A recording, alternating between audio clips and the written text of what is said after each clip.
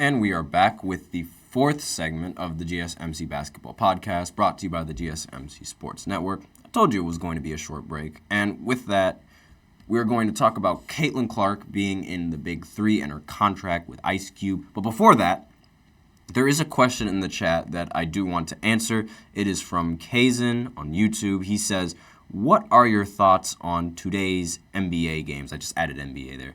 I think the Celtics are going to begin resting their players since they locked in the first seed, or at least cutting their minutes.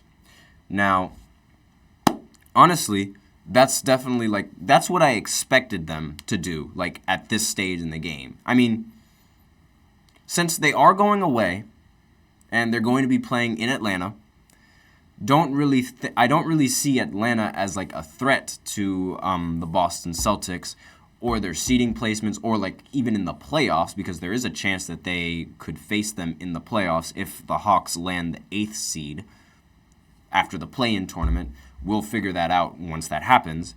But I don't really see Atlanta as that much of a threat, especially since they don't have Trae Young in the rotation anymore. So I totally agree with you. I do think they are going to be cutting a lot of their players and allowing them to rest. But even with that, I still think that the Boston Celtics could end up winning this game. Something about their play style and the fact that they shoot a lot of threes. And they also make a lot of threes. And they have a lot of, even when their best players are sitting out, I assume that they're going to bench maybe Tatum, maybe even Jaylen Brown as well. But they're going to keep some of their important role players in there so that way, I'm pretty sure they're going to keep Derek White in there, and they're going to keep Drew Holiday in there as well. So if you have, because the whole entire starting five is just full of players that can create offense for themselves. So if you have at least two of them, then it's I really don't think there's something that the Celtics need to worry about. Santosh Reddy in the chat, yo, what's up? But regardless, I don't think that the Celtics really got to worry about much. Now, for the other game, the Bucks going up against the Pelicans, I think that's going to be a much better matchup to watch because we get to see Zion go up against Giannis, two dominant players that are really known for their strength and overpowering defenders in the paint, as well as a reunification or a rematch. Would I call it a rematch? I don't think I would call it a rematch, but a matchup between the two guards from Portland, C.J. McCollum and Damian Lillard.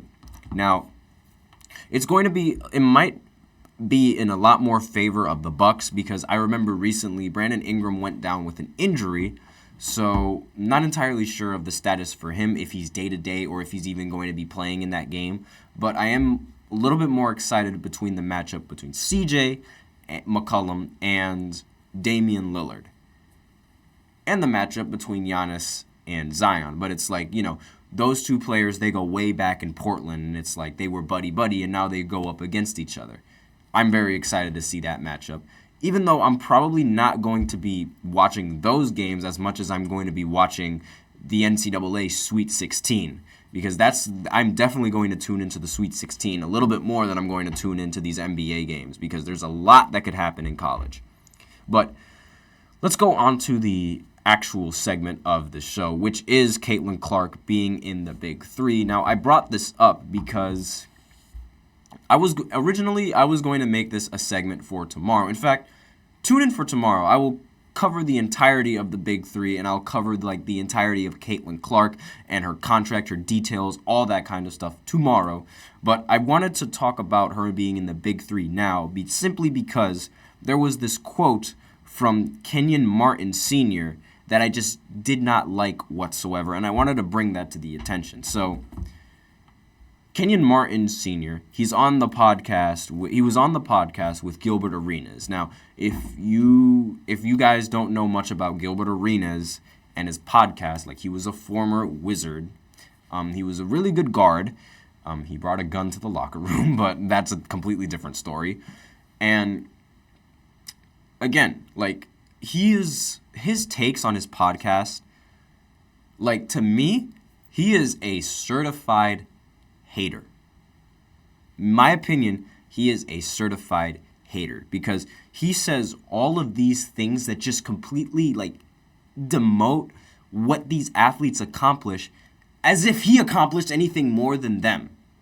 Like, I don't really like to talk like that when I'm talking about a very big sports figure and someone who like actually played in the NBA. But if we're going to be serious, Gilbert Arenas was LeBron's mop when he was on Washington. And it's like, what did you do in your career that is any better than what any of these guys have done in their career? Like, Caitlin Clark is going to forever be cemented in college basketball. Forever. That record that she holds is going to be a record that is not going to be broken in a long time. What did Gilbert do?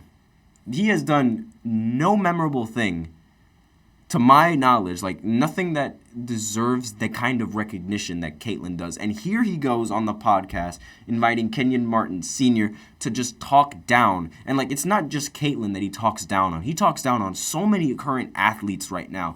And it just doesn't make any sense to me because it's like, that is so disrespectful. It disrespects what they're bringing to the game, the changes that they're making, and all of that. Like, even the attention that they're bringing. And I honestly think they do it in part for attention. Because what is the need to talk down on a female basketball player for joining the Big Three? Like, why is there a need to talk down on that? But I digress. So, the quote, because I didn't even bring up the quote, Keynon Martin Senior said, "The Big Three, it's a step under prison ball. You got prison ball, you got Big Three. Imagine her getting stuck down on Reggie Evans. It's 3-on-3. She can't hide nowhere." First of all, I have no idea what he's even trying to say in this quote at all, because I guess she's saying that she's going to be a defensive liability, but that's as if Trae Young isn't a defensive liability. That's like saying that Halliburton's not a defensive liability. That's like saying Allen Iverson wasn't a defensive liability. Like, or was a defensive liability. My bad. Like, of course, all of these players, like the lack of size, it's going to be a problem defensively. But look at the other side of the floor and what they could bring. Like, I think he's jealous because I think Caitlin is better than his son. That's my personal opinion on it, but I digress. Regardless, it's like, these takes are just so selfish and like unnecessary to me because so what if she's going to get backed down by a bunch of these bigger men? That is expected. Like, not just because, like, she's a woman and she's a man, but it's because of the height difference. Like, Trae Young is going to get backed down by players that are twice his size. That is normal. But he makes up for it on the offensive side of the ball, which is why he's valuable. And I don't understand why critiquing someone's lack of defense is necessary in this point, because I can't really remember a female basketball player currently in the Big Three. Like, usually the Big Three is like for retired NBA players and like players that come from overseas, things of that nature, at least from what I've seen. So having a woman, like a very, very good woman in the Big Three, not only is it like interesting, but it also brings in, you're forgetting the media attention that it brings. Caitlin Clark is a very, very big name now, and that's just going to bring more people to want to watch the Big Three. So don't even think of it as like, don't even hate on her just like because she can't play defense, because she's bringing in the money and the revenue that is needed in the channel, just like how she's going to bring the revenue and money that's needed in the WNBA. But I digress. That's essentially what I wanted to talk about, because I just don't agree with that quote whatsoever. I think it is selfish. I think it is ignorant. I can't stand it because it's hating for no reason. Like, sure, if she goes up against someone that's taller than her, she's obviously going to get bodied. But anyone would get bodied like that. That is normal. And I feel like the hate is just so unnecessary. But I digress. So with that, that is the final segment of the show, and that is the end of excuse me. That is the end of the podcast. So thank you for tuning in to the GSMC Basketball Podcast, presented by the GSMC Sports Network. Your support means a lot to us, so please remember to subscribe to the show and leave a positive review. It really does make a difference. We also invite you to follow us on Facebook, Twitter, TikTok, and Instagram for more content and updates. Do not forget to please use the link that is in the description to tip and to donate to get your comments recognized. The link is gsmcpodcast.net. It is also displayed below the ticker. Helps the show, makes the show much more interactive between myself and you guys. And that is, again, that's the end of the show. Thank you once again. I am your host, Nelson. And as always, take care.